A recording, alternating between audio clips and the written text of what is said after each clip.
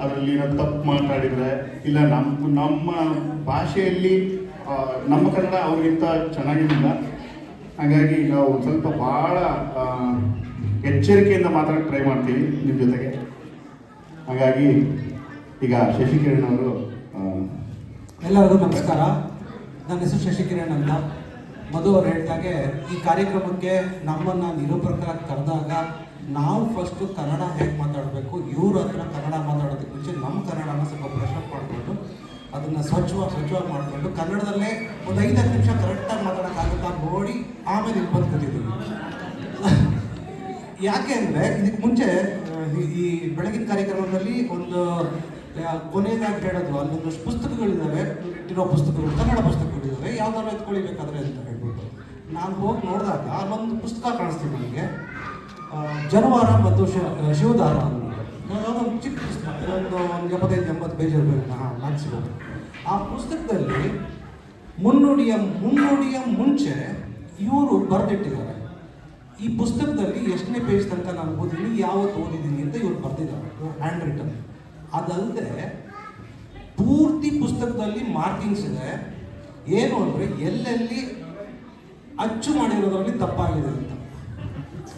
Okay, ಅದು ಪೂರ್ತಿ ಪುಸ್ತಕದಲ್ಲಿದೆ. ಅಂದರೆ ಈವನ್ ದೋ ನಾವು ಇವರು ಕನ್ನಡದಲ್ಲೇ ಅಲ್ಲೂ ಹೋಗಿ ಕನ್ನಡ ಕಲ್ತಿದ್ದಾರೆ ಅಂತ ನಮಗೆ ಬೆಳಿಗ್ಗೆಯಿಂದೆಲ್ಲ ಎಲ್ಲರೂ ಪರಿಚಯ ಮಾಡಿದ್ರು, ಅಲ್ಲಿ ಬಂದು ಕನ್ನಡದಲ್ಲೇ ಬರೆದಿರೋ ಕೃತಿಗಳು ಪುಸ್ತಕಗಳಲ್ಲಿ ಎಷ್ಟು ತಪ್ಪುಗಳಿದೆ ಅಂದ್ಬಿಟ್ಟು ಕಂಡು ಹಿಡಿದು ಹೇಳ್ತಾ ಇದ್ದಾರೆ. ಇವುಗಳನ್ನು ನಾವು ಇವಾಗ ಮುಂದಿನ 20 ನಿಮಿಷಗಳ ಕಾಲ ನಿಮ್ಮ ಜೊತೆ ನಾವು ಇವ್ರ ಬಗ್ಗೆ ತಿಳ್ಕೊಳ್ಳೋಕೆ ಪ್ರಯತ್ನ ಮಾಡ್ತೀವಿ. ಅದೇ ರೀತಿ ಇವರ ವ್ಯಕ್ತಿ ಪರಿಚಯ ಇಷ್ಟೊತ್ತಾಗಲೇ ಭಾಳ ಸರಿ ಆಗಿದೆ. ನಾನು ಮತ್ತೆ ತಿರ್ಗಾ ವ್ಯಕ್ತಿ ಪರಿಚಯಕ್ಕೆ ಹೋಗಲ್ಲ. ಆದರೆ ಇವರ ಹತ್ರ ಭಾಳಷ್ಟು ವಿಚಾರ ಪರಿಚಯಗಳು ಮಾಡ್ಕೊಳ್ಳೋದಿದೆ ತಮ್ಮ ಬಗ್ಗೆ. ಇವರು ಕನ್ನಡಿಗರ ಜೊತೆ ಸೇರಿ ಕರ್ನಾಟಕದಲ್ಲಿ ಇದ್ದು ಇವ್ರ ಕಳೆದ ದಿನಗಳ ಬಗ್ಗೆ, ಹಾಗೆ ಇವರ ವಿಚಾರಗಳು ಅಂದರೆ ಧಾರ್ಮಿಕವಾಗಿ, ಸಾಂಸ್ಕೃತಿಕವಾಗಿ, ಆಮೇಲೆ ಕನ್ನಡದ ಬಹುತೇಕ ಲೇಖಕರ ಜೊತೆ ಇದ್ದಿದ್ದ ಒಡನಾಟದ ಬಗ್ಗೆ ಎಲ್ಲದರ ಬಗ್ಗೆ ತಿಳ್ಕೊಳ್ಳೋಕ್ಕೆ ಇನ್ನು ಮುಂದಿನ 20-25 ನಿಮಿಷಗಳಲ್ಲಿ ಪ್ರಯತ್ನ ಮಾಡ್ತೀವಿ. ಆದಷ್ಟು ತಾಳ್ಮೆಯಿಂದ ಇದನ್ನು ನಡೆಸ್ಕೊಳ್ಳೋದಕ್ಕೆ ಅನುಕೂಲ ಮಾಡಿಕೊಟ್ರೆ ತಮಗೆಲ್ಲರಿಗೂ ಆಭಾರಿಯಾಗಿರ್ತೀವಿ. ಮತ್ತು ಮೊದಲನೇದಾಗಿ ಮಧು, ಇವಾಗ ಕೆಲವೊಂದು ಪ್ರಶ್ನೆಗಳನ್ನ ನಾವು ನಮ್ಮ ಪ್ರೇಕ್ಷಕರಲ್ಲಿ ಕೇಳಿದ್ವಿ. ಅವರು ಕೆಲವೊಂದು ಪ್ರಶ್ನೆಗಳು ಕೇಳಿದ್ದಾರೆ. ಆ ಪ್ರಶ್ನೆಗಳನ್ನು ರಾಬರ್ಟ್ ಲೈಡನ್ ಬೋಸ್ಗೆ ಅವರಿಗೆ ನಾವು ಕೇಳ್ತೀವಿ. ಆ ಕೇಳೋಲ್ಲೇ ನಾವು ತಪ್ಪು ಮಾಡ್ಬೋದು, ದಯವಿಟ್ಟು ಕ್ಷಮೆ ಇರಲಿ ನಮ್ಮದು. ಏಕೆಂದರೆ ಫಸ್ಟ್ ಮೊದಲ ಬಾರಿಗೆ ನನ್ನ ಹೆಸರು ಮಧು ಬಸವರಾಜಪ್ಪ ಅಂತ ಹೇಳಿ. ನಾನು ಮೂಲತಃ ದಾವಣಗೆರೆಯವನು. ಕಳೆದ 20 ವರ್ಷದಿಂದ ನನ್ನ ಉದ್ಯೋಗ ನಿಮಿತ್ತ ನಾನು ಜರ್ಮನಿಯಲ್ಲಿ ವಾಸವಾಗಿದ್ದೇನೆ, ಲಿವರ್ಪೂಲ್ ಅಂತ ಸ್ಥಳದಲ್ಲಿ. ಶಶಿಕಿರಣ್ ಅವರು. ನನ್ನ ಹೆಸರು ಮತ್ತೆ ಶಶಿಕಿರಣ್. ನಾನು ಮೂಲತಃ ಬೆಂಗಳೂರು. ಹಾಗಾಗಿ ನನ್ನ ಕನ್ನಡ ಬಹಳಷ್ಟು ಅವರಷ್ಟು ಸ್ವಚ್ಛವಾಗಿರಲಿಕ್ಕಿಲ್ಲ. ಬೆಂಗಳೂರು ಕನ್ನಡ ನಮ್ಮದು. ಅದೇ ರೀತಿ ನಾನು ಇವ್ರ ಥರನೇ ವೃತ್ತಿಪರ ಫ್ರಾಂಕ್ಫರ್ಟ್ನಲ್ಲಿ ಸುಮಾರು 15 ವರ್ಷದಿಂದ ಇದ್ದೀನಿ. ನಾವು ಫ್ರಾಂಕ್ಫರ್ಟ್ನಲ್ಲಿ ರೈಲ್ಮ್ಯಾನ್ ಕನ್ನಡ ಸಂಘ ಅಂತ ಒಂದು ಸಂಘ ಸ್ಟಾರ್ಟ್ ಮಾಡಿದಾಗ 10 ವರ್ಷ ಆಗಿದೆ. ಇದೇ ನಿಟ್ಟಿನಲ್ಲಿ ಕನ್ನಡ ಬೆಳೆಸೋದು, ಕನ್ನಡ ಉಳಿಸೋದು, ಇಲ್ಲಿ ಮತ್ತು ಕನ್ನಡಿಗರನ್ನ ಸೇರಿಸೋದು ಒಂದೇ ಒಂದು ಗುರಿ ಇಟ್ಕೊಂಡು ನಾವು ಈ ಸಂಘ ಮಾಡಿದ್ದೀವಿ. ಓಕೆ, ಸರ್, ನಿಮ್ಮ ಅನುಮತಿ ಮೇರೆಗೆ ನಾವು ನಮ್ಮ ಮೊದಲನೇ ಪ್ರಶ್ನೆಯನ್ನು ಕೇಳಕ್ಕೆ ಇಷ್ಟಪಡ್ತೀವಿ. ತಾವು ಪಾಶ್ಚಿಮಾತ್ಯರು ಯುರೋಪ್ನಿಂದ ಬಂದು ಕನ್ನಡ ಮತ್ತು ಕರ್ನಾಟಕದ ಸಂಸ್ಕೃತಿಯೊಂದಿಗೆ ಇಷ್ಟೊಂದು ಆಳವಾಗಿ ಹೇಗೆ ಸಂಪರ್ಕ ಹೊಂದಿದ್ದೀರಿ ಅಂತ ಸ್ವಲ್ಪ ಸಂಕ್ಷಿಪ್ತವಾಗಿ ತಿಳಿಸ್ತೀವಿ. ನಾನು ಹೇಗೆ ಕನ್ನಡ ಮತ್ತು ಕರ್ನಾಟಕಕ್ಕೆ ಬಂದಿದ್ದೀನಿ, ಸಂಸ್ಕೃತಿ ಬಗ್ಗೆ ಇಷ್ಟೊಂದು ಆಳವಾಗಿ ದೀರ್ಘವಾದ ಕಥೆ, ಅದಕ್ಕೂ ನಾನು ಹೇಳುವುದಿಲ್ಲ. ಮೂಲತಃ ನನಗೆ ಭಾರತೀಯ ಧರ್ಮ ಮತ್ತು ದರ್ಶನದ ಬಗ್ಗೆ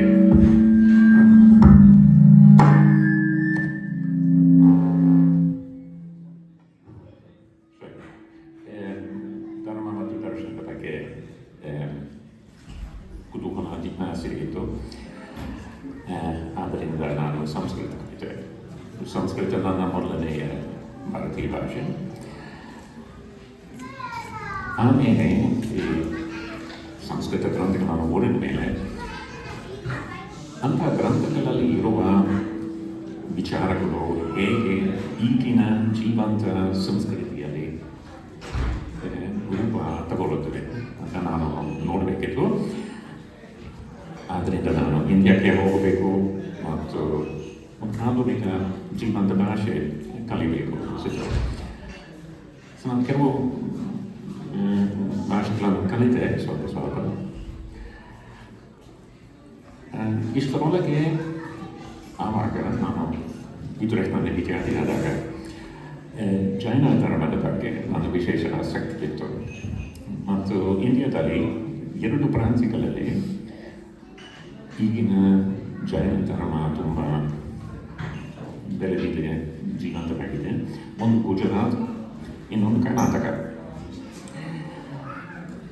ಯಾವುದೊಂದು ಕಾರಣದಿಂದ ನನಗೆ ಸರಿಯಾಗಿ ಗೊತ್ತಿಲ್ಲ, ಇಂಡಿಯಾದ ಹೊರಗೆ ಯಾರು ಜೈನ ಧರ್ಮದ ಬಗ್ಗೆ ಅಧ್ಯಯನ ಮಾಡಿದರೆ ಅವರೆಲ್ಲರೂ ಗುಜರಾತ್ಗೆ ಹೋಗ್ತಾರೆ. ಪ್ರಾಯಃ ಅದಕ್ಕೆ ಈ ಭಾಷೆ ಒಂದು ಅಡಚಣೆ.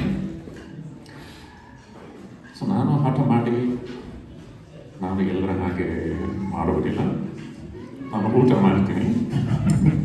ಸೊ ಕನ್ನಡ ಕಲಿತು ನಾನು ದಕ್ಷಿಣಕ್ಕೆ ಹೋಗ್ಬಿಟ್ಟೆ. ಆಮೇಲೆ ಬೆಳಿಗ್ಗೆ ನಾನು ಹೇಳಿದೆ ಹೇಗೆ ಕನ್ನಡ ಮಾತಾಡೋದು. ನಾನು ಮೊದಲು ಓದಿದ ಸಾಹಿತ್ಯ ಕೃತಿ ವಚನ ಬಸವಣ್ಣನವರದು ಸುಂದರವಾದ ವಚನ. ಅದಕ್ಕೆ ಹಿಂದೆ ಮೇಲೂ ನಾನು ಅಂತಹ ಸುಂದರವಾದ ವಚನ ಅಂದರೆ ಏನು, ಕವನ, ಒಂದು ರೀತಿಯ ಕವನ ಅಂತ ಹೇಳ್ಬೋದು, ನಾನು ಓದಿಲ್ಲ. ಸೊ ಹೀಗೆ ಮೂಲತಃ ಈ ಜೈನ ಧರ್ಮದ ಆಸಕ್ತಿಯ ದಾರಿಯಲ್ಲಿ ನಾನು ಕನ್ನಡಕ್ಕೆ ಬಂದೆ. ಏಕೆಂದರೆ ಹಳೆಗನ್ನಡದಲ್ಲಿ ಅಷ್ಟು ಜೈನ ಸಾಹಿತ್ಯ ಇದೆ. ಪಂಪ, ರಂಗಪೌನ, ರತ್ನತ್ರಯಗಳು, ಜೈನ ಕವಿಗಳು. ಆದ್ದರಿಂದ ಈ ಕನ್ನಡ ಭಾಷೆಯಲ್ಲಿ ಏನೇನೋ ಮಾಹಿತಿಗಳು ಸಿಗಬೇಕು. ಆ ಕುತೂಹಲದಿಂದ ನಾನು ಕನ್ನಡಕ್ಕೆ ಬಂದೆ. ಆಮೇಲೆ ಕನ್ನಡ ಹೇಗಾದರೂ ಕಲಿತಿದ್ದೆ. ಆ ಭಾಷೆ ಮೂಲಕ ಬೇರೆ ಏನು ಕಲಿಯಬಹುದು ಎಂದು ನಾನು ವೈಷ್ಣವ ಸಾಹಿತ್ಯ ಓದಿದೆ, ಹರಿದಾಸರ ಬರೆಯುವುದು ಮತ್ತು ವೀರಶೈವ ಸಾಹಿತ್ಯ. ಇದು ಸಂಕ್ಷಿಪ್ತವಾಗಿ ನಾನು ಹೇಗೆ ಕನ್ನಡಕ್ಕೆ ಬಂದೆ. ಅಂದಾಗೆ ಆಕಸ್ಮಿಕವಾಗಿ ನೀವು ಏನಾದರೂ ಜೈನ ಧರ್ಮ ಅಧ್ಯಯನ ಮಾಡೋಕ್ಕೆ ಎಲ್ಲರಂತೆ ನೀವು ಗುಜರಾತಿಗೆ ಹೋಗಿದ್ರಿ ಅಂತಂದರೆ ನಮಗೆ ತುಂಬ ದೊಡ್ಡ ನಷ್ಟ ಆಗ್ತಿತ್ತು ಅಂತ ಅನಿಸ್ತದೆ ನನಗೆ. ಯಾಕೆಂತಂದರೆ ನೀವು ಇಲ್ಲಿ ಬಂದು ನಮ್ಮ ಕನ್ನಡ ಮಾತಾಡಿ ನಮಗೆ ಕನ್ನಡದ ಬಗ್ಗೆ ಇನ್ನೂ ಹೆಚ್ಚು ಹೆಮ್ಮೆ ಅಂತ ಅನಿಸ್ತದೆ. ಅದ್ರ ಜೊತೆಗೆ ನೀವು ಬಸವಣ್ಣವರ ವಚನದ ಬಗ್ಗೆ ಮಾತಾಡ್ತಾ ಇದ್ದೀರಾ. ಅದ್ರ ಜೊತೆ ಜೈನ ಧರ್ಮ, ನಮ್ಮ ಅನೇಕ ಸಂಸ್ಕೃತಿ ಬಗ್ಗೆ ಇಷ್ಟೊಂದು ಆಳವಾಗಿ ನಮಗೆ ಗೊತ್ತಿಲ್ಲದ್ರೂ ನಿಮ್ಮಿಂದ ತಿಳ್ಕೊಬೇಕಾಗಿದೆ. ಈಗ ಹಾಗಾಗಿ ತುಂಬ ಧನ್ಯವಾದಗಳು. ಅದಕ್ಕೆ ನೀವು ಅದನ್ನು ಚೂಸ್ ಮಾಡಿದ್ದು ನಮ್ಮದೊಂದು ಅದೃಷ್ಟವೇ ಸರಿ ಅಂತ ಹೇಳ್ತೀನಿ ನಾನು.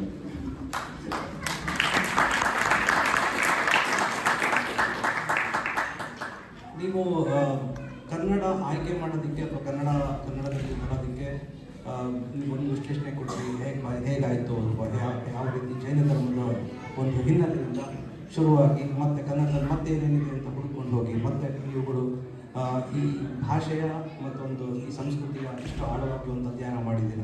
ಕನ್ನಡದಲ್ಲಿ ನಿಮಗೆ ಮೊದಲು ಇಷ್ಟವಾದದ್ದು ನೀವು ಇದು ಅಂತ ಹೇಳಿದ್ರಿ, ಈ ವಚನದಿಂದ ಶುರುವಾಯಿತು ಅಂತ ಹೇಳಿದ್ರಿ. ಇದೇ ರೀತಿ ಕನ್ನಡದಲ್ಲಿ ನಿಮ್ಮ ಮನ ಮುಟ್ಟುವಂಥದ್ದು ಇನ್ನು ಬೇರೆ ಏನೇನು ಕಾಣಿಸ್ತು ನಿಮಗೆ? ಕರ್ನಾಟಕದಲ್ಲಾಗಲಿ, ಕನ್ನಡದಲ್ಲಾಗಲಿ, ಇಲ್ಲ ಜನಗಳಲ್ಲಾಗಲಿ ನಿಮಗೆ ಒಂದು ಅಲ್ಲಿಗೆ ಬಂದು ಅಲ್ಲಿ ಶುರು ಮಾಡೋದು, ಅಲ್ಲಿ 20 ವರ್ಷಗಳ ಕಾಲ ಇರೋ ಹಾಗೆ ಮಾಡುವಂಥದ್ದು ಏನು ಮಾಡ್ತಾರೆ? ಒಂದು ಭಾಷೆಯ ಬಗ್ಗೆ ಸ್ವಲ್ಪ ಹೇಳ್ತೇನೆ. ಕನ್ನಡ ಕಲಿಯುವ ಮುಂಚೆ ನಾನು ಒಂದು 5-6 ಬೇರೆ ಭಾರತೀಯ ಭಾಷೆಗಳನ್ನು ಕಲಿತಿದ್ದೆ. ಕನ್ನಡದಲ್ಲಿ ಏನು ತಕ್ಷಣ ಕಾಣಿಸುತ್ತದೆ ಅಂದರೆ ವಿಶೇಷವಾದ ನಿರ್ದಿಷ್ಟತೆ. ಕನ್ನಡ ನಿಮಗೆ ಗೊತ್ತಿರಬೇಕು, ಹಳೆಯ ಭಾಷೆ, ಹಳೆಯ ಸಾಹಿತ್ಯ, ಮತ್ತು ಒಂದು ಭಾಷೆಯಲ್ಲಿ ಆ ಭಾಷೆಗೆ ಏನೇ ಇರಲಿ ಒಂದು ಹಳೆಯ ಸಾಹಿತ್ಯ ಇದ್ದರೆ, ಮತ್ತು ಕನ್ನಡ ಸಾಹಿತ್ಯ ಎಷ್ಟು ಹಳೆಯದು ಅಂತ ಯಾರಿಗೆ ಸರಿಯಾಗಿ ಗೊತ್ತಿಲ್ಲ. ಹಲ್ಮಿಡಿ ಶಾಸನ ಇದೆ, 4ನೇ ಶತಮಾನದ್ದು. ಅದು ಪ್ರಾರಂಭವಲ್ಲ. ಈ ಶಾಸನದ ಭಾಷೆಯನ್ನು ನೋಡಿದರೆ ಅದಕ್ಕಿಂತ ಹಿಂದೆ ಒಂದು ದೀರ್ಘವಾದ ಬೆಳವಣಿಗೆ ಇದ್ದಿರಬೇಕು. ಹೀಗೆ ಅಂತಾರಾಗಿ ಕನ್ನಡ ಸಾಹಿತ್ಯದ ಪ್ರಾರಂಭ 2000 ವರ್ಷಗಳ ಹಿಂದಿನದ್ದು ಇರಬಹುದು. ಇಂತಹ ದೀರ್ಘವಾದ ಸಾಹಿತ್ಯಿಕ ಇತಿಹಾಸ ಇದ್ದರೆ ಆ ಭಾಷೆಯಲ್ಲಿ ಒಂದು ಸೂಕ್ಷ್ಮತೆ ಬೆಳೆಯುತ್ತದೆ, ಪದಗಳ ಅರ್ಥ ನಿರ್ದಿಷ್ಟವಾಗುತ್ತದೆ. ವ್ಯಾಕರಣದಲ್ಲಿ ಒಂದು ಸ್ಟ್ಯಾಂಡರ್ಡೈಸೇಷನ್ ಇರುತ್ತದೆ. ಅದು ಬೇರೆ ಭಾರತೀಯ ಭಾಷೆಗಳಲ್ಲಿ ಕಾಣಿಸುವುದಿಲ್ಲ. ನಾನು ಮೊದಲು ತಮಿಳು ಕಲಿತಿದ್ದೆ. ಎಲ್ಲರೂ ತಮಿಳು ಭಾಷೆ ಸಂಗಮ ಇಲಾಖೆ ಕೇಳಿ ಹೇಳ್ತಾರೆ. ನಾನು ಯಾರ ಮನಸ್ಸನ್ನು ನೋಯಿಸುವುದು ಬೇಡ. ಅಂದರೆ ಈ ತಮಿಳು ಮತ್ತು ಕನ್ನಡ ಹೋಲಿಸಿದರೆ ಈ ನಿರ್ದಿಷ್ಟತೆ, ತೀಕ್ಷ್ಣತೆ ಕನ್ನಡದಲ್ಲಿ ಏನಿದೆಯೋ ಅದು ತಮಿಳಲ್ಲಿ ಕಾಣಿಸುವುದಿಲ್ಲ. ಸೊ ಅದು ತುಂಬ ಸುಂದರವಾದ ಸ್ಪಷ್ಟವಾದ ಭಾಷೆ. ನಿಮ್ಮ ಪ್ರಶ್ನೆ ಬೇರೆ ಪ್ರಶ್ನೆ. ಕರ್ನಾಟಕದಲ್ಲಿ ನನಗೆ ಏನು ಕಾಣಿಸಿತು ಅಂದರೆ, ನನ್ನ ಮೊದಲನೆಯ ಭಾರತ ಪ್ರವಾಸ ಅದು 48 ವರ್ಷಗಳ ಹಿಂದೆ. ನಾನು ಒಂದು ದೊಡ್ಡ ಟೂರ್ ಮಾಡಿದೆ. ನಾನು ಡೆಲ್ಲಿಯಲ್ಲಿ ಶುರು ಮಾಡಿದೆ,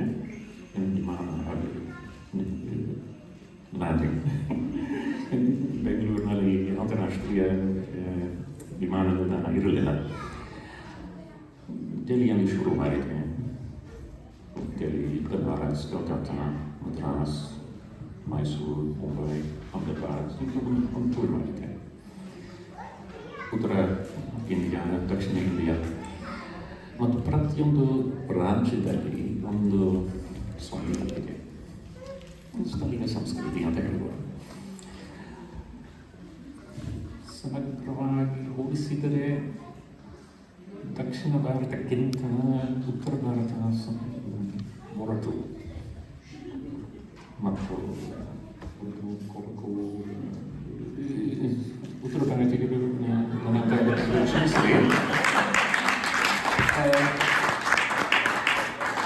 ನಿಜವಾಗಿ ಶ್ರಮಿಸಬೇಕು, ಏಕೆಂದರೆ ಉತ್ತರ ಭಾರತದವರು ಒಳ್ಳೆಯ ಜನ ಸಿಗ್ತಾರೆ. ಆದರೆ ಅದು ತಕ್ಷಣ ಕಾಣಿಸಿತು. ಈ ದುರ್ಗ್ನಲ್ಲಿ ಆ ಕಾಲದಲ್ಲಿ ಎಲ್ಲರೂ ಹೇಳಿದರು, south India is very orthodox and conservative. ನನ್ನ ಅಭಿಪ್ರಾಯದಲ್ಲಿ ಅದು ಒಳ್ಳೆಯ ಗುಣ. ಏಕೆಂದರೆ ಸಂಪ್ರದಾಯದ ಜೊತೆಗೆ ಬೇರೆ ಕೆಲವು ಮೌಲ್ಯಗಳು ಇವೆ. ಉದಾಹರಣೆಗೆ ಸಭ್ಯತೆ ಮತ್ತು ಮೊದಲನೆಯ ಭಾರತ ಪ್ರವಾಸ ನನಗೆ ಏನು ಗೊತ್ತಿರಲಿಲ್ಲ. ದೇಶ ಬಗ್ಗೆ ಬರೀ ಪುಸ್ತಕದಲ್ಲಿ ಓದಿದ್ದು. ನನಗೆ ಗೊತ್ತಿರಲಿಲ್ಲ ಹೇಗೆ ನಡ್ಕೋಬೇಕೆಂದು ನನಗೆ ಗೊತ್ತಿರಲಿಲ್ಲ. ನಾನು ಎಲ್ಲರ ಬಗ್ಗೆ ವಿಚಾರಿಸಬೇಕಿತ್ತು ಜನರ ಹತ್ರ.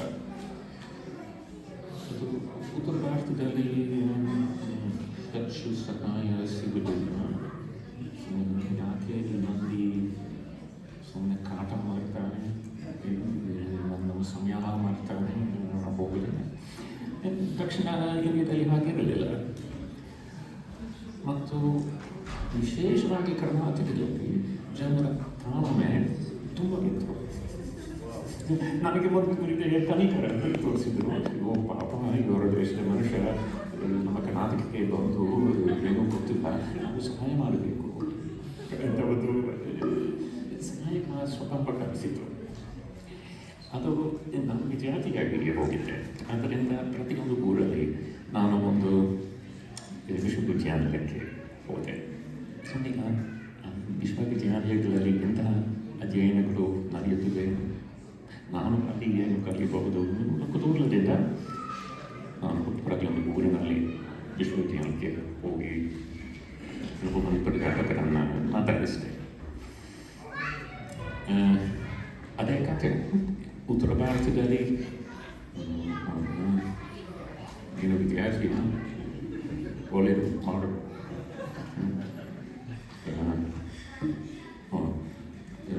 ಗೊತ್ತಾಗಿದೆ, ನಾನು ಹೋಗಬೇಕು.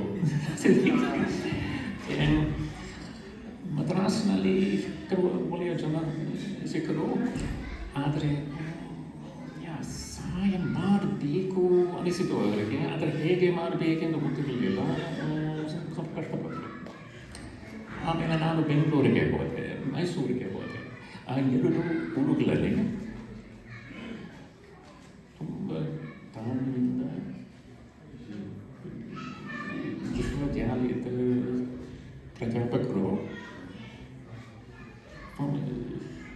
ಶಾಂತವಾಗಿ ಒಂದು ಪ್ರಶ್ನೆ ಕೇಳಿ ಪೂರ್ತಿ ಅರ್ಥವಾಗದಿದ್ದರೆ ಅವರು ಪ್ರಶ್ನೆ ಕೇಳಿದ್ರು, ಏನಪ್ಪ ನಿನಗೆ ಏನು ಬೇಕು, ಏನು ಹುಡುಕ್ತೀವಿ, ಹೌದಾ, ಯೋಚನೆ ಮಾಡೋಣ, ಸಹಾಯ ಮಾಡಲು ಸಮಯ ತಗೊಂಡರು.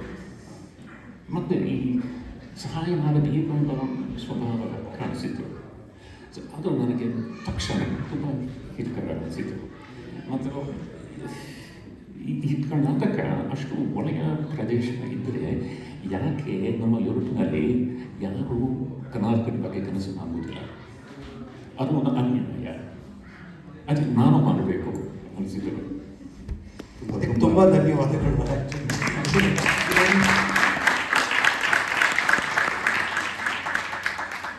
ಯಾವುದೇ ಒಂದು ಆ ವಿನಮ್ರತೆಯಿಂದ ನೀವು ಕನ್ನಡದ ಬಗ್ಗೆ ತೋರಿಸಿರೋ ಆ ಪ್ರೀತಿ, ಅದೊಂದು ನಮಗೆ ಇವತ್ತಿನ ದಿವಸ ಹೇಳಿದಾಗ ಹೆಮ್ಮೆಯ ವಿಷಯವಾಗಿದೆ. ಅದಕ್ಕೆ ನಿಮಗೆ ತುಂಬ ತುಂಬ ಧನ್ಯವಾದಗಳು. ಅದು ಇವಾಗ ಅವರು ಶಶಿಕಿರಣ್ ಅವರ ಪ್ರಶ್ನೆಗೆ ಉತ್ತರ ಕೊಡುವಾಗ ಈ ಕನ್ನಡದ ಬಗ್ಗೆ, ಕನ್ನಡ ಭಾಷೆಯ ಬಗ್ಗೆ ನೀವು ಜಾಸ್ತಿ ಒಲವಿರೋದು ಕಾಣಿಸ್ತಾ ಇತ್ತು. ಮತ್ತು ಅದರ ಜೊತೆ ಕನ್ನಡದ ಜನರ ಬಗ್ಗೆ ನೀವು ಹೇಳ್ತಾ ಇರೋದು, ಅವರೆಲ್ಲರೂ ಬಂದು ಸಹಾಯ ಮಾಡೋಕ್ಕೆ ಬರ್ತಾಯಿದ್ರು ನಮಗೆ ಅಂತ ಹೇಳ್ತಾ ಇದ್ರಿ. ಅದರಲ್ಲಿ ನನಗೆ ಮತ್ತೆ ಅದರಲ್ಲಿ ಸಣ್ಣ ಪ್ರಶ್ನೆಗಳು ಮೂಡಿದವು. ಈಗ ಕನ್ನಡ, ಈಗ ಬೇರೆ ಭಾಷೆಗಳು ನನಗೆ ಓಕೆ ಅನಿಸ್ತು, ಕನ್ನಡ ತುಂಬ ಚೆನ್ನಾಗಿ ಅನಿಸ್ತು ಅಂತ ಹೇಳಿದ್ವಿ. ಈ ಕನ್ನಡ ವರ್ಣಮಾಲೆ ಬಗ್ಗೆ ನಿಮಗೆ ಆ ಅಕ್ಷರಗಳು ಗುಂಡುವಾಗಿ ನೋಡುವಾಗ ನಿಮಗೆ ಯಾವ ಇದು ಬರುತ್ತೆ ಅಂದರೆ, ನಿಮಗೆ ಯಾವ ಥರ ಫೀಲ್ ಆಗುತ್ತೆ? ನನಗೆ ನನ್ನ ಕನ್ನಡ ಭಾಷೆ ನೋಡಿದರೆ, ಕನ್ನಡ ಅಕ್ಷರಗಳು ನೋಡಿದ ತಕ್ಷಣ ಒಂದು ಒಳ್ಳೊಳ್ಳೆ ಮುತ್ತುಗಳನ್ನ ಒಟ್ಟಿಗೆ ಸೇರಿಸಿ ಒಂದು ಹಾರ ಮಾಡಬೇಕು ಅನಿಸ್ತದೆ ನನಗೆ.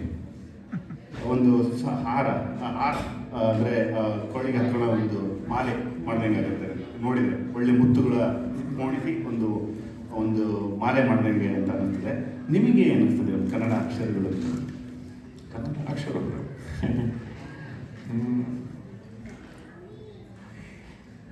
ಆರಂಭದಲ್ಲಿ ನಾನು ಕಲಿಯುತ್ತಿರುವಾಗ ಕಷ್ಟ ಅನಿಸಿತು. ಏಕೆಂದರೆ ಪ್ರತಿಯೊಂದು ಲಿಪಿಗಳಲ್ಲಿ ಸ್ವಲ್ಪ ಮಟ್ಟಿಗೆ ಆಗಿದೆ. ಕೆಲವು ಅಕ್ಷರಗಳು ತುಂಬ ಹೋಲಿಕೆ ಇದೆ ಮತ್ತು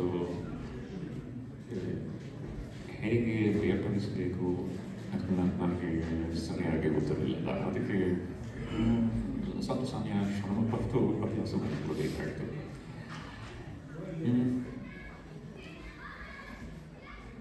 ಆಮೇಲೆ ನನಗೆ ಯಾವಾಗ ಆಯಿತು ಗೊತ್ತಿಲ್ಲ, ಹೇಗಾಯಿತು ಗೊತ್ತಿಲ್ಲ. ಇದಕ್ಕೆ ನನಗೆ ಅರ್ಥ ಆಯಿತು. ಅದನ್ನು ನಾನು ಕೇಳಿಕೊಂಡೆ, ಯಾಕೆ ಇಷ್ಟು ದಿವಸ ಶ್ರಮ ಪಟ್ಟೆ, ಅಷ್ಟು ಸರಳ. ಈಗ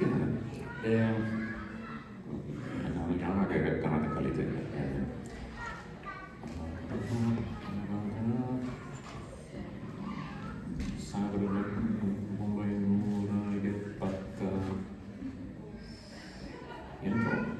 9 ಅಂದರೆ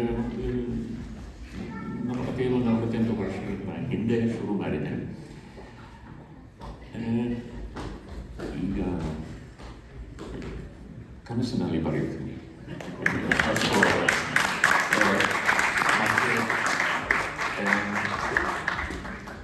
ಈಗ ನಾನು ಬರೀ ಕನ್ನಡದ ಬಗ್ಗೆ ಕೆಲಸ ಮಾಡುವುದಿಲ್ಲ.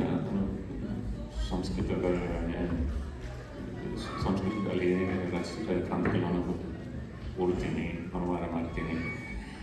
ನಾನು ನನಗೋಸ್ಕರ ಸಂಸ್ಕೃತದಲ್ಲಿ ಟಿಪ್ಪಣಿಗಳನ್ನು ಬರೆದರೆ ಅದು ಕನ್ನಡದಲ್ಲಿ ಇರಲಿ. ಏಕೆಂದರೆ ಅಷ್ಟು ಅಭ್ಯಾಸ ಆಗಿದೆ, ಅಷ್ಟು ಸ್ವಾಭಾವಿಕವಾಗಿ ಬರ್ತದೆ.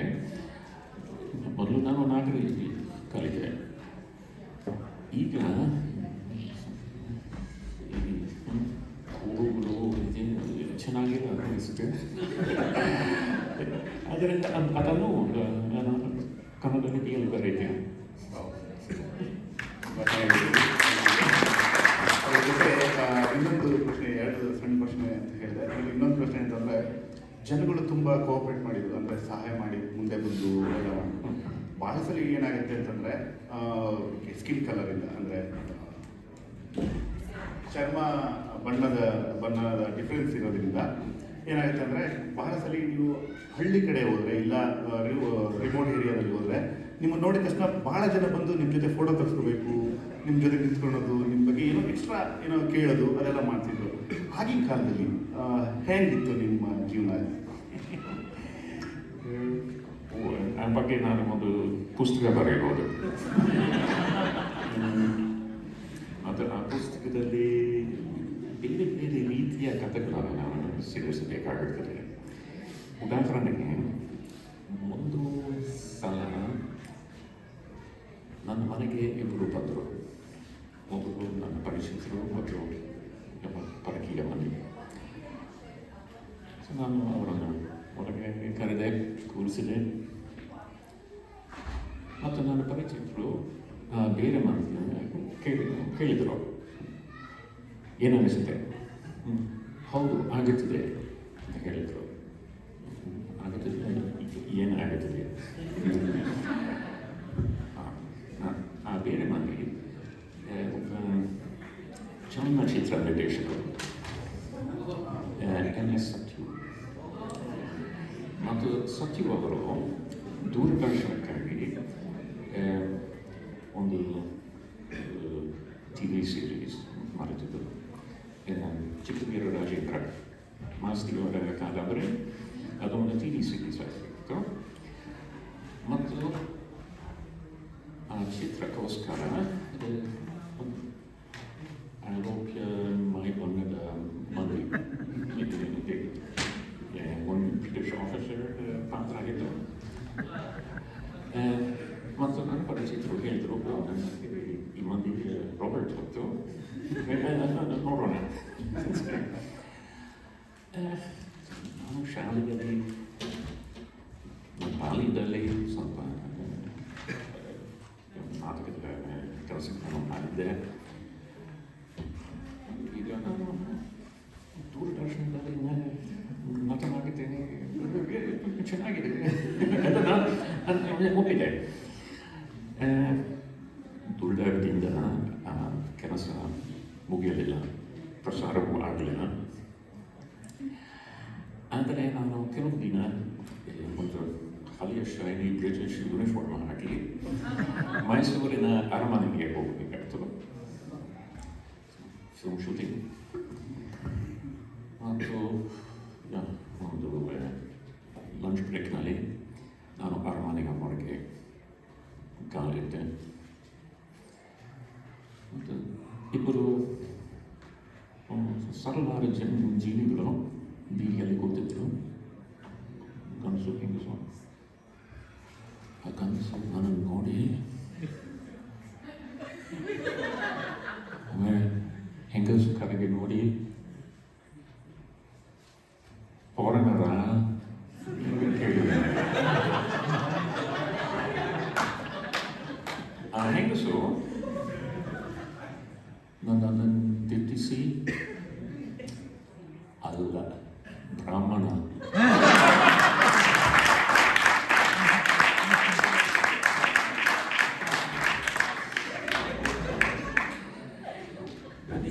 ಇನ್ನೊಂದು ಕತೆ, ಈ ರೀತಿಯ ಕತೆ. ನಾನು ಒಂದು ಕಾರ್ ನೋಡಿದ್ದೆ, ಮಾಡುತ್ತಿದ್ದೆ, ಮತ್ತು ಆ ಹೊಸ ವ್ಯಾನಲ್ಲಿ ನಾನು ಮೈಸೂರಿನಿಂದ ಧಾರವಾಡಕ್ಕೆ ಹೋಗಬೇಕಾಯ್ತು. ಏಕೆಂದರೆ ಧಾರವಾಡದಲ್ಲಿ ಶ್ವೇತನಾಥ್ ಕಿತ್ತೂರು ಯಾರಿದ್ದು ನಿಮ್ಮೆಲ್ಲರಿಗೂ ಗೊತ್ತು. ಕಿತ್ತೂರು ಶಬ್ದಕೋಶದ 100ನೇ ಆ್ಯನಿವರ್ಸರಿ ಆಚರಣೆಯಾಗಿ ಧಾರವಾಡದಲ್ಲಿ ಕರ್ನಾಟಕ ಯೂನಿವರ್ಸಿಟಿಯಲ್ಲಿ ಒಂದು ಚಕ್ರಸಂಕೀರ್ಣ ನಡೆಯಿತು. ಅಲ್ಲಿ ನಮ್ಮ ಕಲಬುರಗಿ ಅವರು ನನ್ನನ್ನು ಕರೆದರು, ನಾನು ಬರಬೇಕು ಅಂತ. ಸೊ ನಾನು ನನ್ನ ಹೊಸ ಕಾರಲ್ಲಿ ಮೈಸೂರಿಂದ ಧಾರವಾಡಿಗೆ ಹೋಗಬೇಕಿತ್ತು. ಅಂದರೆ ಮೈಸೂರಿಂದ ಮೊದಲು ಪೂರ್ವಕ್ಕೆ ತುಮಕೂರಲ್ಲಿ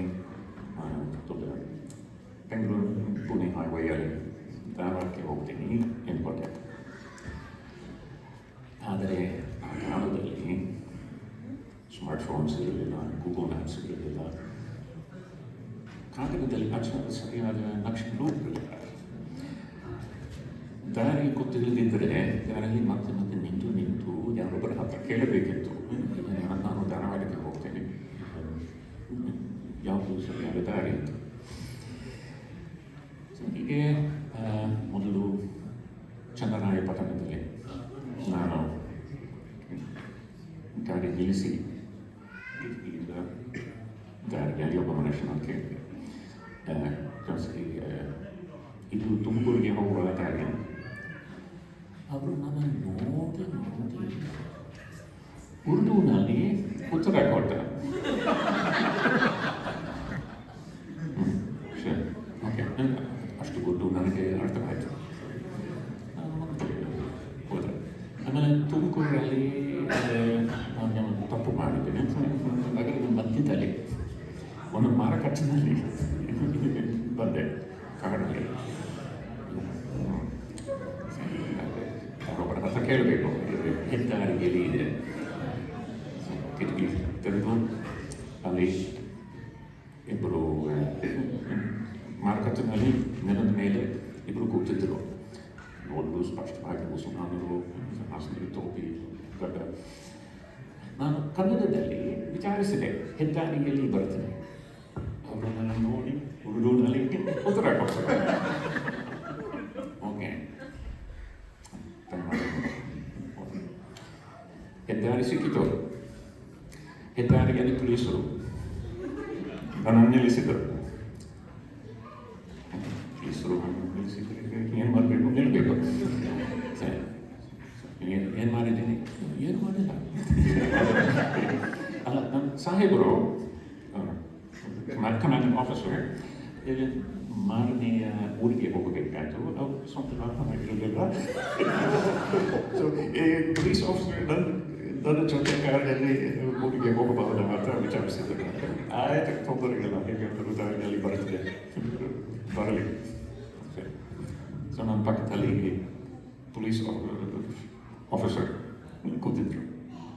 ತುಂಬ ಸದ್ಯವಾದ ಮನುಷ್ಯ. ನಾನು ನಿಮಗೆ ತೊಂದರೆ ಕೊಡುತ್ತೇನೆ, ಕ್ಷಮಿಸಿದೆ. ಅವನು ದಾರಿಯಲ್ಲಿ ಅವರ ಮುಖದಲ್ಲಿ ಏನೋ ಚಿಂತೆ ಕಾಣಿಸಿತು. ನಾನು ನೋಡಿ, ನೀವು ಮೈಸೂರಿಂದ ಬಂದಿದ್ದೀರಿ ಅಲ್ಲ? ನಿಮ್ಮ ನಂಬರ್ ಪ್ಲೇಟ್ ನೋಡಿದ್ದೀನಿ. ಹೌದು, ಮನೆ ಮೈಸೂರಲ್ಲಿ ಅಂದೆ. ತುಂಬ ಕೆಟ್ಟದಾಯಿತು. ಬೆಂಗಳೂರಲ್ಲಿ ದೂರದರ್ಶನದ ಗಲಾಟೆಗಳು. ಗಲಾಟೆ ಏನು ಅಂದರೆ, ದೂರದರ್ಶನದಲ್ಲಿ ಕನ್ನಡದಲ್ಲಿ ಮತ್ತು ಇಂಗ್ಲೀಷ್ನಲ್ಲಿ ಸಮಾಚಾರದ ಪ್ರಚಾರಗಳು ಇದ್ದವು. ಯಾರೊಬ್ಬರು ಹೇಳಿದ್ರು ಉರ್ದುನಲ್ಲೂ ಮಾಡಬೇಕು. ಒಳ್ಳೆಯದು ಆಗಲಿ. ಆದರೆ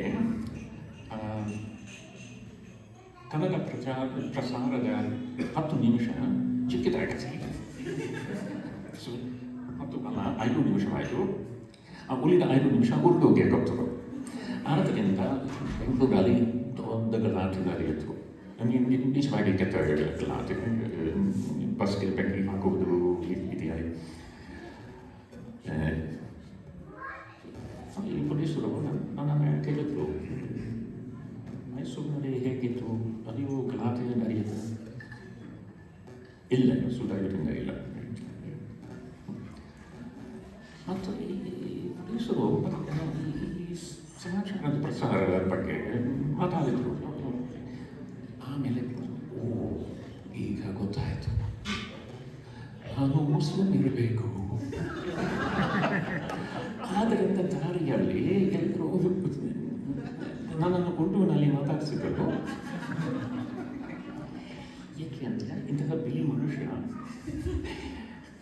ಒಬ್ಬನೇ ಮೈಸೂರಿನ ಲೈಸೆನ್ಸ್ ಪ್ಲೇಟ್ನಲ್ಲಿ ಇರುವ ಒಂದು ಗಾಡಿಯಲ್ಲಿ ಏನು ಮಾಡುತ್ತಾರೆ ಈ ದಾರಿಯಲ್ಲಿ?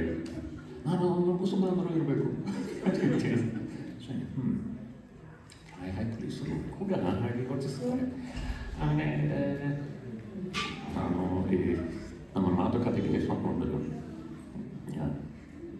ತಿರುಗಿಸಿದ್ದೀನಿ. ನಾನು ಹೇಳಿದೆ,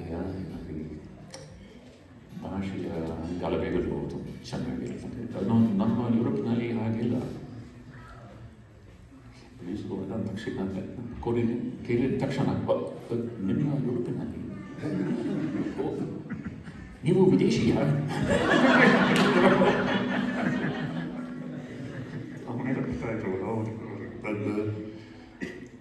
ಕನ್ಕ್ಲೂಷನ್ ಸರಿ.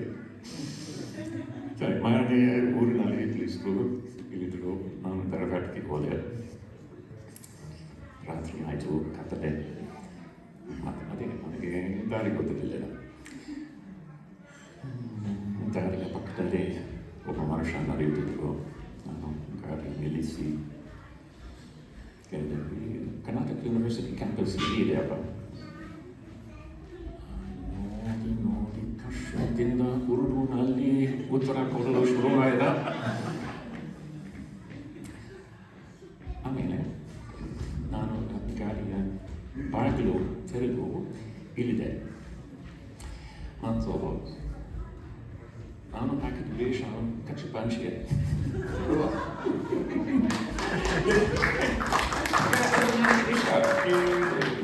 ಮೈಸೂರಲ್ಲಿ ಹಳೆ ಚಿತ್ರದ ಆ ಥರ ಪಾಂಚಿಗೆ ಹೇಗೆ ಉಟ್ಕೊಡ್ಬೇಕೆಂದು ಕಲಿತಿದ್ದೇನೆ. ಆಮೇಲೆ ಬೇರೆ ಬೇರೆ ಕಟ್ಟುವ ಬೇರೆ ಬೇರೆ ಶಾಲೆಗಳನ್ನು ಕಲಿತೇನೆ.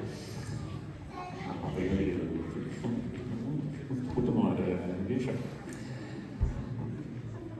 ಆದ್ದರಿಂದ ನಾನು ಪಂಚೆ ಉಟ್ಕೊಂಡು ನಾನು ಗಾಡಿಯಲ್ಲಿ ಬಂದಿದ್ದೆ.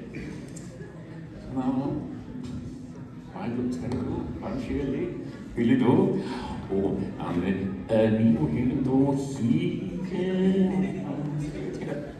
ಮತ್ತು ಆದರೂ ನನ್ನ ಪಂಚೆ ನೋಡಿ ನಿಮಗೆ ಕಾಣಿಸಿತು.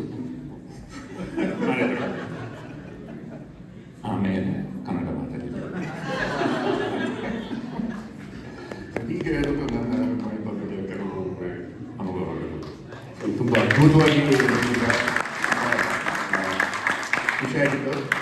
ನಾವು ಇವಾಗ ಪ್ರಶ್ನೆ ಕೇಳುವಾಗ ನಾವು ಒಂದು ಸ್ವಲ್ಪ ಆಫ್ ರೋಡ್ ಹೋದ್ವಿ ಅಂತ ಅನಿಸ್ತದೆ. ಯಾಕೆಂದ್ರೆ ಆಕ್ಚುಲಿ ನಾವು ಅಷ್ಟೇ ಎಂಜಾಯ್ ಮಾಡಕ್ಕೆ ಶುರು ಮಾಡಿದ್ವಿ. ಈ ಕಥೆನಲ್ಲಿ ಅಷ್ಟು ತಲೀನಾಗಿ ಹೋಗಿದ್ವಿ. ಶ್ರೀಯುತರು ಇನ್ಫ್ಯಾಕ್ಟ್ ಒಂದು ಪೋರ್ಷನ್ ಬೆಳಿಗ್ಗೆ ಇವರನ್ನ ಪರಿಚಯ ಮಾಡಿದ್ರಲ್ಲಿ ಬಿಟ್ಟೋಗಿದ್ದೇನು ಅಂತಂದ್ರೆ, ಇವರು ವಾಪಸ್ ಜರ್ಮನಿಗೆ ಇಲ್ಲಿಂದ ವಾಪಸ್ ಬಂದ ಮೇಲೆ ಇಲ್ಲಿ 20 ವರ್ಷದ ಕೆಳಗೆ ಆಗಲೇ ಕನ್ನಡ ಅಸೋಸಿಯೇಷನ್ನ, ಕನ್ನಡ ಸಂಘನ ಆಗಲೇ ಶುರು ಮಾಡಿದ್ರು. ಸೊ ಅದ್ರ ಬಗ್ಗೆ ಆದರೆ ಅದಕ್ಕೆ ಮುಂಚೆ ನಿಮ್ಮಲ್ಲಿ ಯಾರಾದರೂ ಪ್ರಶ್ನೆ ಕೇಳೋ ಆಸೆ ಇದ್ದರೆ ಅಥವಾ ಕೇಳಬೇಕು ಅನಿಸಿದ್ರೆ ಬೇಕಾದರೆ ಡೈರೆಕ್ಟಾಗಿ ನಾನು ಬರ್ತೀನಿ, ಅಲ್ಲಿಗೆ ಬರ್ತೀನಿ.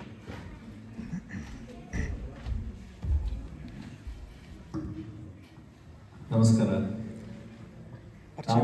ನನ್ನ ಹೆಸರು ವಿನಯ್ ಶೇಷಾದ್ರಿ. ನನ್ನ ಊರು ಮೈಸೂರು. ನಾನು ನಿಮ್ಮ ಹತ್ರ ಮಾತಾಡಿದೆ. ನಿಮ್ಮೂರು ಮೈಸೂರಾ? ಎಲ್ಲಿದ್ರಿ, ಎಲ್ಲಿ ನಿಮ್ಮ ಮನೆ ಅಂತ ಕೇಳಿದ್ರೆ ನೀವು ವಿಜಯನಗರದಲ್ಲಿದ್ರಿ ಅಂತ 20 ವರ್ಷ ಮೈಸೂರಲ್ಲಿ ಇದ್ದೆ ಅಂತ ಹೇಳಿದ್ರಿ. ಸೊ ಹಲವು ಅನುಭವಗಳನ್ನು ಹಂಚಿಕೊಂಡ್ರಿ ಮೈಸೂರಿನ ಬಗ್ಗೆ, ಹಾಗೂ ಅಲ್ಲಿ ನೀವು ವಿಶೇಷ ತಿನಿಸುಗಳ ಬಗ್ಗೆ. ಕರ್ನಾಟಕದಲ್ಲಿ ಬಗೆ ಬಗೆಯ ತಿಂಡಿ ತಿನಿಸುಗಳು, ಊಟ ಎಲ್ಲ ಸಿಗುತ್ತೆ. ನಿಮಗೇನು ಬಹಳ ಮೆಚ್ಚುಗೆ ಉಂಟಾಯಿತು, ಹಾಗೂ ಮೈಸೂರಿನ ಮಹಾರಾಜರು ನೀಡಿರುವ ಕೊಡುಗೆ, ನಮ್ಮ ಅಲ್ಲಿಯ ಸಂಸ್ಕೃತಿ ಬಗ್ಗೆ ನಿಮಗೇನು ಏನು ಒಂದು ನಿಮ್ಗೆ ಅನ್ಸುತ್ತೆ, ನಿಮ್ಮ ಅಭಿಮಾನ ಹೇಗಿದೆ ಅದ್ರ ಬಗ್ಗೆ, ಅದನ್ನ ಒಂಚೂರು ತಿಳಿಸಿ ಕೇಳ ಕುತೂಹಲ ನನಗೆ. ನೀವು ಮೈಸೂರಿನ ಹೋಗ್ಲಿಕ್ಕೆ ಕೇಳಬೇಕು.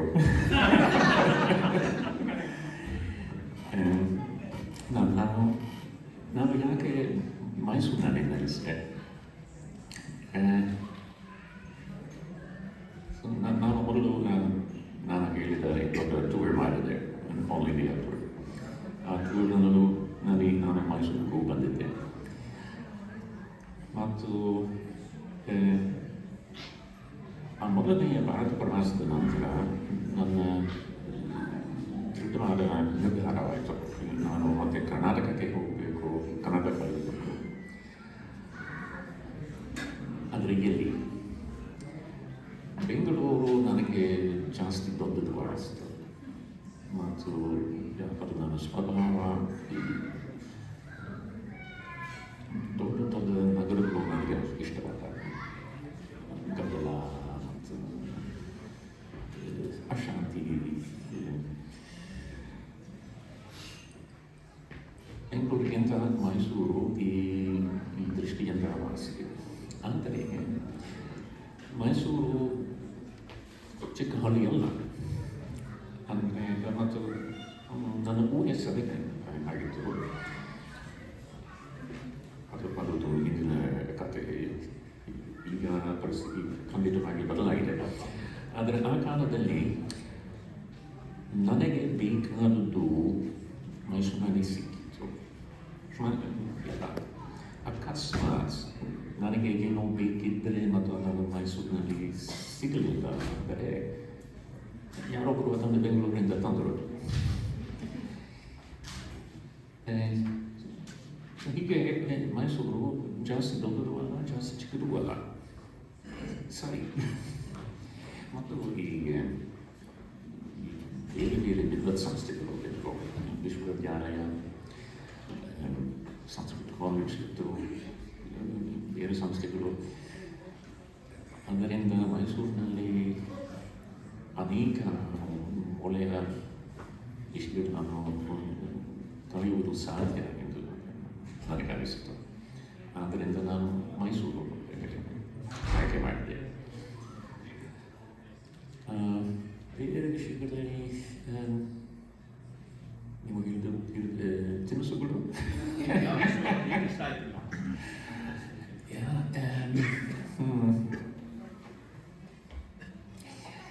ನಿಜವಾದ ಮೈಸೂರಿನ ತಿನಿಸುಗಳು ಯಾವುವು ಅಂತ ನನಗೆ ಗೊತ್ತಿಲ್ಲ.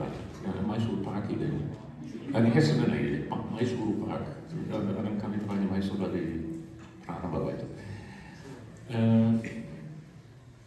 ನನಗೆ ಸಿಹಿ ಪದಾರ್ಥಗಳು ನನಗೆ ತುಂಬ ಇಷ್ಟವಾದ ಜಿಲೇಬಿ,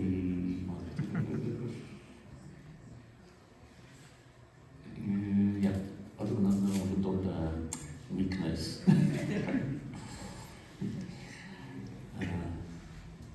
ಮತ್ತು ಇಡ್ಲಿ, ದೋಸೆ, ಬೇರೆ ಬೇರೆ ಥರ ದೋಸೆ, ಪೆಪ್ಪರ್ ದೋಸೆ, ಮಸಾಲ ದೋಸೆ, ರವೆ ದೋಸೆ, ಅದೆಲ್ಲ ನನಗೆ ತುಂಬ ಇಷ್ಟವಾಗಿತ್ತು.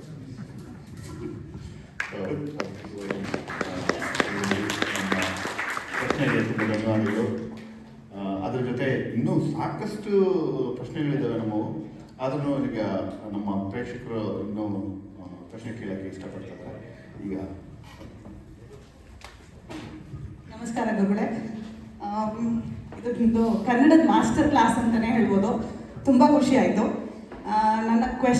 ನನ್ನ ಪ್ರಶ್ನೆ ಏನಂದರೆ, 45 ವರ್ಷಗಳ ನಿಮ್ಮ ಕನ್ನಡ ಬಾಂಧವ್ಯ, ಇಷ್ಟು ವರ್ಷಗಳು ನೀವು ಕನ್ನಡದ ಬಗ್ಗೆ ಓದ್ತಾ ಇದ್ರೂ ಈಗಲೂ ಏನಾದರೂ ಒಂದು ಆಶ್ಚರ್ಯಕರ ಸಂಗತಿ, ಅಯ್ಯೋ ಕನ್ನಡದಲ್ಲಿ ಇದು ಇದೆಯಾ ಅಂತ ನಿಮಗೆ ಸರ್ಪ್ರೈಸ್ ಎಲಿಮೆಂಟ್ ಏನಾದರೂ ಇದೆಯಾ ಕನ್ನಡದಲ್ಲಿ? ಈಗಲೂ ನಿಮಗೆ ಕನ್ನಡದಲ್ಲಿ ಓ ಈ ಥರದ್ದು ಒಂದಿದೆ ಕನ್ನಡದಲ್ಲಿ ಏನಾದರೂ ಒಂದು ಸರ್ಪ್ರೈಸ್ ಅನ್ಸುತ್ತಾ ಈಗಲೂ 45 ವರ್ಷಗಳ ಸುದೀರ್ಘ ಬಾಂಧವ್ಯದ ನಂತರ? ನಿಮ್ಮನ್ನು ಅಚ್ಚರಿಗೊಳಿಸುವಂಥ ಇನ್ಯಾವುದಾದ್ರೂ ಸಂಗತಿ ಕನ್ನಡದಲ್ಲಿ ನಿಮಗೆ ಇತ್ತೀಚೆಗೆ ಕಾಣಿಸ್ಕೊಂಡಿದೆಯಾ ಅಥವಾ ಕಾಣಿಸ್ತಿದ್ದ? ಆಶ್ಚರ್ಯ. ಇಲ್ಲ,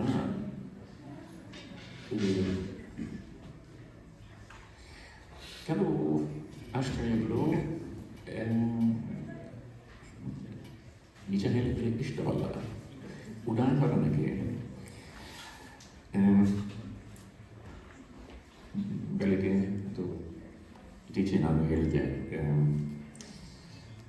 ಇಂಡಿಯಾದ ಹೊರಗೆ ಕನ್ನಡ ಭಾಷೆ ಉಂಟು ಎಂದು ಹೆಚ್ಚು ಜನರಿಗೆ ಗೊತ್ತಿಲ್ಲ. ಬೆಳಗ್ಗೆ ನಾನು ಹೇಳಿದ್ದೆ, ಪ್ರತಿಯೊಂದು ಕಂಪ್ಯೂಟರಲ್ಲಿ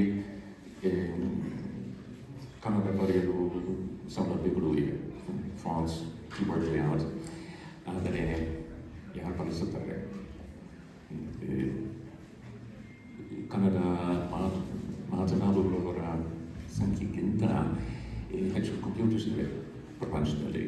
ಮತ್ತು ಇಂಡಿಯಾದ ಹೊರಗೆ ಯಾರೊಬ್ಬರು ಕನ್ನಡ ಲಿಪಿ ಕಂಡರೆ ಅದು ಏನು ಕೇಳ್ತಾರೆ.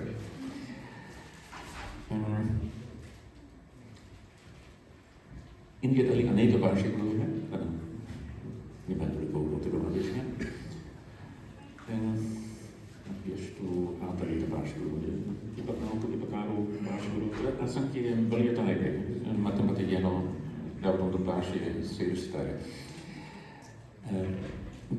25 ಭಾಷೆಗಳನ್ನು ಹೇಳೋಣ. ಈ 25 ಆಧಾರಿತ ಭಾಷೆಗಳಲ್ಲಿ ಯುರೋಪ್ನಲ್ಲಿ ಎಷ್ಟು ಭಾಷೆಗಳ ಹೆಸರು ಜನರಿಗೆ ಗೊತ್ತು? ಬೆಂಗಾಲಿ, ಯಾಕೆಂದರೆ ಒಂದು ಕಾಲದಲ್ಲಿ ರವೀಂದ್ರನಾಥ್ ಠಾಕೂರ್ ಇದ್ದರು. ತಮಿಳು,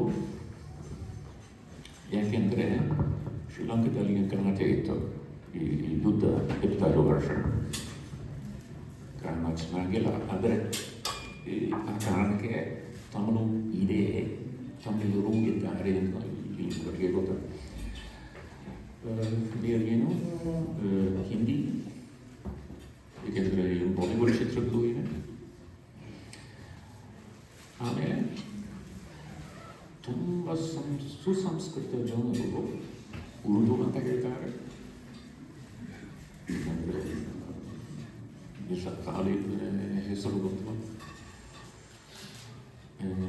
ಸಂಸ್ಕೃತ ಪ್ರಾಚೀನ ಶಾಸ್ತ್ರೀಯ ಭಾಷೆ, ಅಷ್ಟೇ, ಮುಗೀತು. ಇಂಡಿಯಾದಲ್ಲೇ ಈ ಅನೇಕ ಭಾಷಾ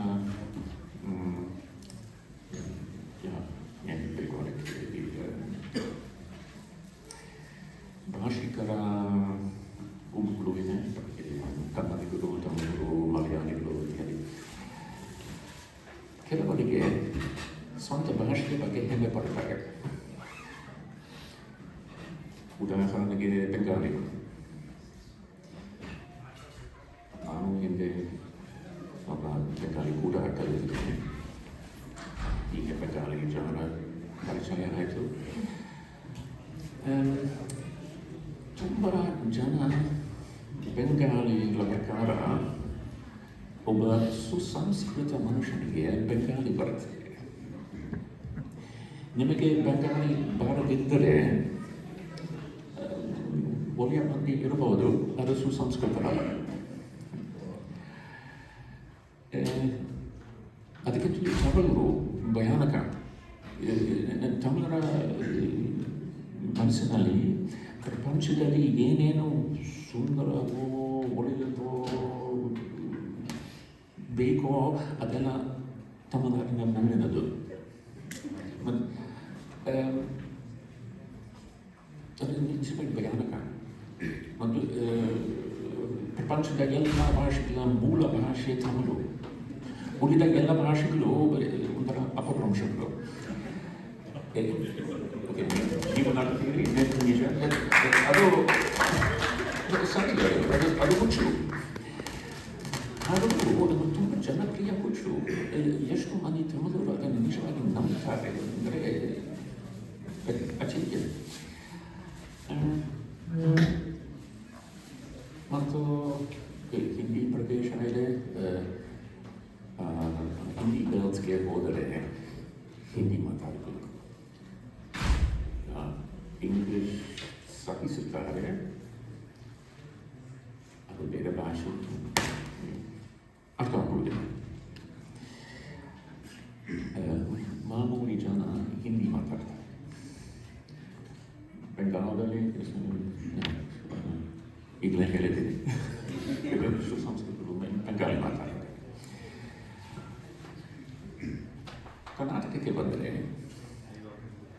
ಇದು ನನ್ನ ಸ್ವಂತ ಅನುಭವ. ನಾನು ಕಷ್ಟಪಟ್ಟು ಕೆಟ್ಟ ಕನ್ನಡ ಮಾತಾಡಲು ಪ್ರಯತ್ನ ಮಾಡಿದೆ. ಜನರು ಏನು ಮಾಡಿದ್ರು, ನನ್ನನ್ನು ನೋಡಿ ಇಂಗ್ಲೀಷಲ್ಲಿ ಉತ್ತರ ಕೊಟ್ಟರು. ಅದು ನನಗೆ ಬೇಡ ಇತ್ತು. ನಾನು ಕನ್ನಡದ ಅಭ್ಯಾಸಕ್ಕಾಗಿ ಕರ್ನಾಟಕಕ್ಕೆ ಬಂದೆ. ನಾನು ಕನ್ನಡಿಗರು ಕನ್ನಡ ಮಾತಾಡುವುದನ್ನು ಕೇಳಬೇಕಿತ್ತು, ಅವರು ಹೇಗೆ ಮಾತಾಡ್ತಾರೆ ಅದನ್ನು ಕೇಳಬೇಕಿತ್ತು. ನನ್ನ ತಪ್ಪುಗಳನ್ನು ತಿದ್ದಬೇಕು ಅಂತ ನಾನು ಈ ಜನರಿಗೆ ಹೇಳಬೇಕಿತ್ತು. ಬದಲಾಗಿ ಯಾಕೆ ಸುಮ್ಮನೆ ಶ್ರಮ ಪಡಬೇಡಿ, ಇಂಗ್ಲೀಷ್ ಬರ್ತಿದೆಯಲ್ಲ, ಅದು ಮಾತ್ರ ನನಗೆ ಬೇಡ ಇತ್ತು. ಈ ಬೇರೆ ಪ್ರದೇಶಗಳಿಗೆ ಹೋಲಿಸಿದರೆ ಯಾಕೆ ಈ ವ್ಯತ್ಯಾಸ? ಮತ್ತು ದುರ್ದೈವದಿಂದ ಈ ಬೇರೆ ಉತ್ತರ ನನಗೆ ತೋರಿಸುವುದಿಲ್ಲ. ಅದು ಆತ್ಮಗೌರವದ ಕೊರತೆ. ತಮಿಳಿಗೆ ಬೆಂಗಾಲಿಗರಿಗೆ ಜಾಸ್ತಿ ಇದೆ, ಈ ಕರ್ನಾಟಕದಲ್ಲಿ ತುಂಬ ಕಮ್ಮಿ. ಅದು ಬಹಳ ಶೋಚನೀಯ. ಅದನ್ನು ಇದು ನಾನು ಸಾಧ್ಯವಾಗಲೆಲ್ಲ ಕನ್ನಡ ಮಾತಾಡ್ತೇನೆ. ಮತ್ತು ನನ್ನ ಈ ಗ್ರಾಂಥಿಕ ರೀತಿಯಲ್ಲಿ ಪರಕೀಯ ಶಬ್ದಗಳನ್ನು ಬಳಸದೆ ಆದಷ್ಟು ಶುದ್ಧ ಕನ್ನಡ ಮಾತಾಡಲು ಪ್ರಯತ್ನ ಮಾಡ್ತೇನೆ. ಯಾಕೆಂದರೆ ಇದು ಸಾಧ್ಯ, ಜನರೇ ಕೇಳಿಸ್ತಾ ನಾನು ಹೀಗೆ ಮಾತಾಡ್ತೇನೆ, ನಿಮಗೂ ಬರುತ್ತದೆ. ಶ್ರಮ ಮನಸ್ಸು ಮಾಡಿದರೆ ಅದು ಸಾಧ್ಯ. ಮತ್ತು ಯಾಕೆ ಮಾಡಬಾರದು? ಈ ಬೆದಕೆಯ ಭಾಷೆ, ಈ ಕಂಗ್ಲೀಷ್ ಇದರಲ್ಲಿ ಹಾಕುವುದಿಲ್ಲ, ಅರ್ಥ ಆಗುವುದೂ ಇಲ್ಲ. ಈಗ ಒಂದು ಕಥೆ ಹೇಳ್ತೇನೆ, ಸ್ವಲ್ಪ ಸಹಿಸಿ, ಇದು ಶೀತಗಳ ಕಥೆ. ನನ್ನ ಕಾಡಿನ ಕಥೆ ನಾನು ಹೇಳಿದ್ದೇನೆ. ಅದಕ್ಕಿಂತ ಹಿಂದೆ ನಾನು ಒಂದು ಲೂನ ನೋಡಿದ್ದೆ, ಹೊಸ ಲೂನ. ಮತ್ತು ಅಂಗಡಿಯಲ್ಲಿ ಅಂಗಡಿ ಹುಡುಗರು ಹೇಳಿದರು, ನಾನು 2 ವಾರದ ನಂತರ ಮತ್ತೆ ಬರಬೇಕು ಚೆಕಪ್. ಸರಿ, 2 ವಾರದ ನಂತರ ನಾನು ಮತ್ತು ನನ್ನದೊಂದು ಪ್ರಶ್ನೆ ಇತ್ತು, ಫ್ಯೂಲ್ ಟ್ಯಾಂಕ್ ಮತ್ತು ಕೆಳಗೆ ಒಂದು ಚಿಕ್ಕ ನಲ್ಲಿ ಇದೆ. ಆ ನಲ್ಲಿಯ 3 ನಿಲುವುಗಳು, ಹೀಗೆ ಹೀಗೆ ಹೀಗೆ. ಮತ್ತು ನಾನು ಒಬ್ಬ ಹುಡುಗ ನಾನು ಕೇಳಿದೆ, ನೋಡಿಪ್ಪ, ನಲ್ಲಿ ಹೀಗಿದ್ರೆ ಪೆಟ್ರೋಲ್ ಬರುವುದಿಲ್ಲ. ಆ ಹುಡುಗ ಹೇಳಿದ, ಹೌದು ಸರ್, ಆಫ್.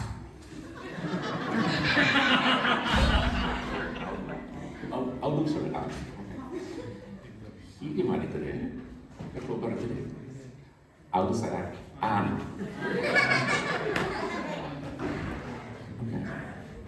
ಆನ್ ಆಫ್ ಇದನ್ನು ಇಂಗ್ಲೀಷ್ ಇರಬೇಕು. ಮತ್ತು 3ನೇ ನಿಲುವಿಗೆ ಹೀಗೆ ಮಾಡಿದರೆ ಅದು ರಿಸರ್ವ್ ಟ್ಯಾಂಕ್. ಹೌದು ಸರ್, ರಿಸರ್ವ್. ಈ ರಿಸರ್ವ್ ಟ್ಯಾಂಕ್ನಲ್ಲಿ ಎಷ್ಟು ಪೆಟ್ರೋಲ್ ಇದೆ? ಆಫ್.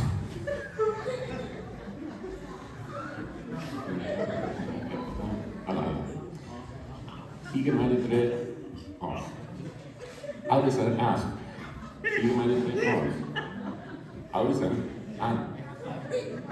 ಹೀಗೆ ಸರ್, ಹೌದು ಸರ್. ಎಷ್ಟು ಲೀಟರ್ ಪೆಟ್ರೋಲ್ ಇರುತ್ತದೆ ಇದು ಬಂದಾಗ? ಆಫ್.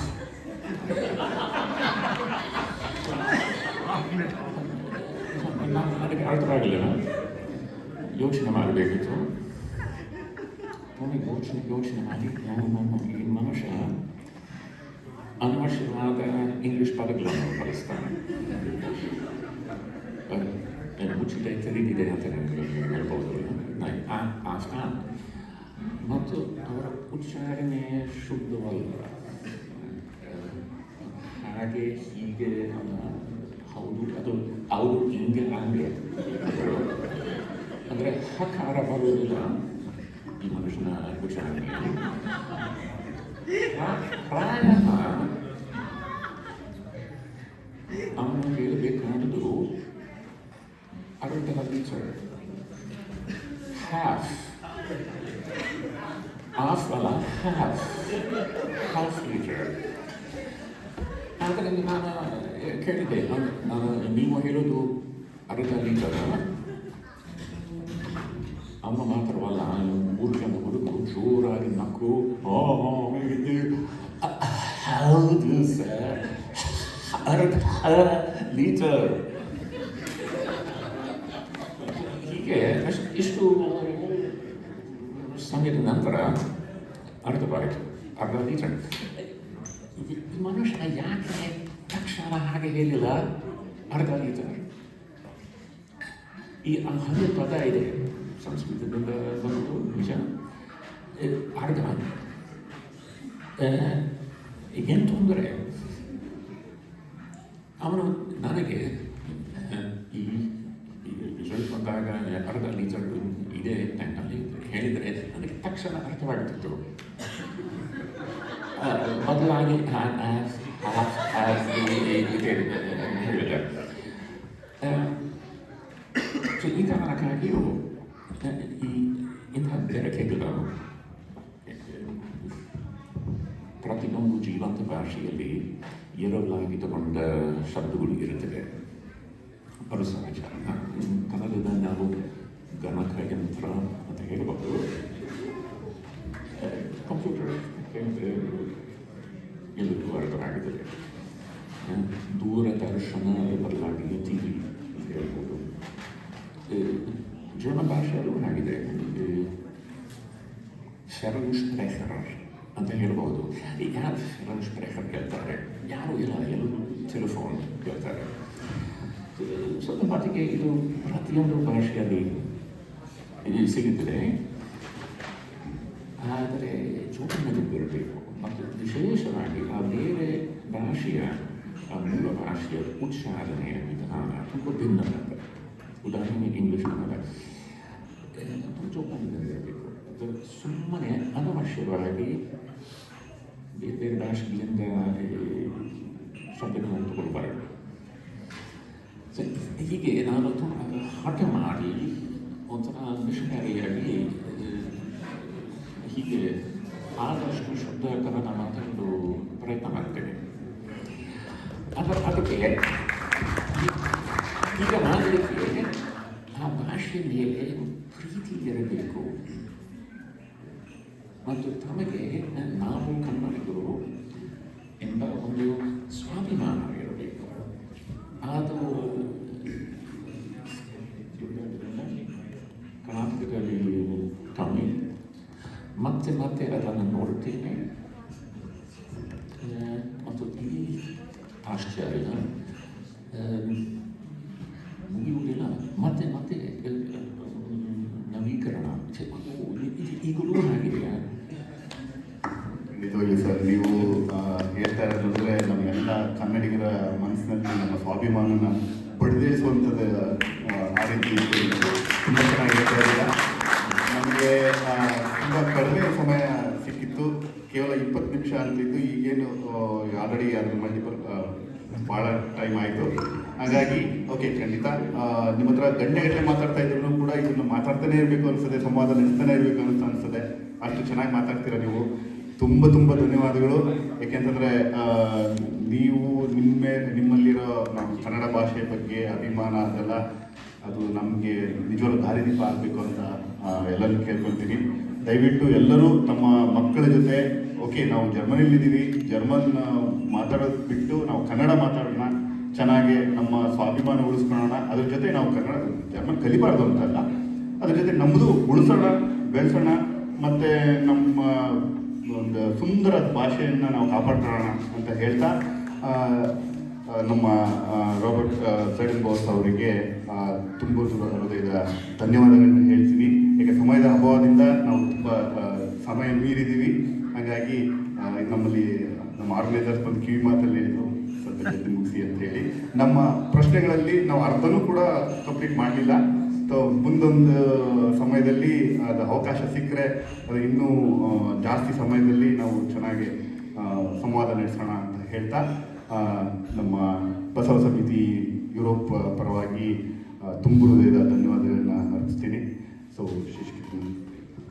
ಇಷ್ಟೊತ್ತು ನಮ್ಮ ಜೊತೆ ಕಾಲ ಕಳೆದಿದ್ದಕ್ಕೆ, ನಿಮ್ಮ ಅನುಭವಗಳನ್ನ ನಮ್ಮ ಜೊತೆ ಎಲ್ಲ ಹಂಚಿಕೊಂಡಿದ್ದಕ್ಕೆ, ಮತ್ತು ನಮ್ಮಲ್ಲೇ ನಮ್ಮ ಭಾಷೆಯ ಬಗ್ಗೆ ಪ್ರೀತಿನ ಹೆಚ್ಚು ಮಾಡಿದ್ದಕ್ಕೆ, ನಮ್ಮ ಭಾಷೆಯ ಒಂದು ರಿಚ್ನೆಸ್ ಏನಿದೆ ಇದನ್ನು ತೋರಿಸ್ಕೊಟ್ಟಿದ್ದೀವಿ. ಅತ್ಯಂತ ಹೃದಯಪೂರ್ವಕ ಧನ್ಯವಾದಗಳು. ಹಾಗೆ ನಿಮ್ಮ ಜೊತೆ ಇದೇ ರೀತಿ ಸಂವಾದಗಳನ್ನ ಬೇರೆ ಬೇರೆ ನಗರಗಳಲ್ಲಿ ನಡೆಸುವಂಥ ಅವಕಾಶ ಸಿಗಲಿ. ಫ್ರಾಂಕ್ಫರ್ಟಲ್ಲೂ ಮತ್ತೆ ಇದೇ ಥರ ಒಂದು ಸಂವಾದ ನಡೆಸುವಂಥ ಒಂದು ಅವಕಾಶ ಸಿಗಲಿ ಅಂತ ಬೆಳ್ಕೊತೀವಿ. ಶರಣರೇ, ರಾಬರ್ಟ್ ಸೈಡನ್ಬಾಸ್.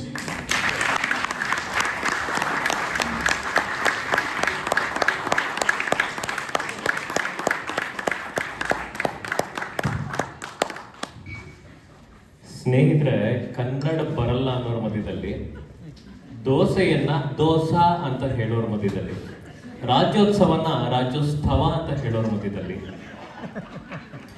ಅದ್ಭುತವಾಗಿ ಕನ್ನಡವನ್ನ ಮಾತನಾಡಿದ ರಾಬರ್ಟ್ ಸೈಡನ್ಬಾಸ್ ಅವರು. ನಾನು ಕನ್ನಡಿಗನಾಗಿರೋದಕ್ಕೆ ನನಗೆ ಅದು ಬಹಳ ಹೆಮ್ಮೆ ಆಗ್ತಿದೆ. ಯಾಕಂದ್ರೆ ಹೋಗಿದ ಕಡೆ ಎಲ್ಲ ಅಚ್ಚ ಕನ್ನಡ ಮಾತಾಡಿದಾಗ ಕೆಲವು ಕಡೆ ಉತ್ತರ ಸಿಗಲ್ಲ, ಯಾಕಂದ್ರೆ ಕನ್ನಡ ಅರ್ಥ ಆಗಿರಲ್ಲ ಅನ್ನೋದು. ಆದರೆ ನಿಮ್ಮ ಕನ್ನಡ ನೋಡಿ ನಾನು ನನ್ನ ಶಬ್ದಕೋಶವನ್ನ ಹೆಚ್ಚು ಮಾಡ್ಕೋಬೇಕಾಗಿದೆ. ಯಾಕಂದ್ರೆ ಬಹಳಷ್ಟು ವಿಷಯ ನಿರ್ದಿಷ್ಟತೆ, ತೀಕ್ಷ್ಣತೆ, ಸೂಕ್ಷ್ಮತೆ, ಅಂತಾರಾಷ್ಟ್ರೀಯ ವಿಮಾನ ನಿಲ್ದಾಣ, ಪ್ರಾಧ್ಯಾಪಕರು, ಶ್ರಮಪಟ್ಟು, ನಿಖರ, ಪ್ರಸಾರ, ಶಬ್ದಕೋಶ, ಅದ್ಭುತ ಅದ್ಭುತನೋ ಅದ್ಭುತ. ಸೊ ಇದರಿಂದ ಏನ್ ಗೊತ್ತಾಗುತ್ತೆ ಅಂದ್ರೆ ಕಲಿಯೋಕೆ ಕೋಟಿ ಭಾಷೆ, ಆಡೋಕೆ ಒಂದೇ ಭಾಷೆ. ಧನ್ಯವಾದಗಳು.